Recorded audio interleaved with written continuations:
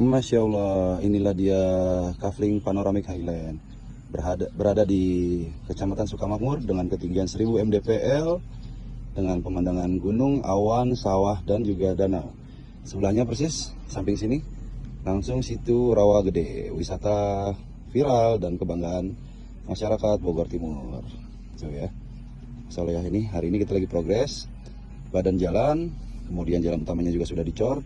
Nanti lanjut ke belakang dicor semuanya dan dipercantik. Jadi bayangkan ketika kafling ini sudah progresnya sangat rapi, pastinya cantik dan mahal banget. Oke, ditunggu ya. Kirim segera form surveinya di Panoramic Highland. Keindahan yang tersembunyi.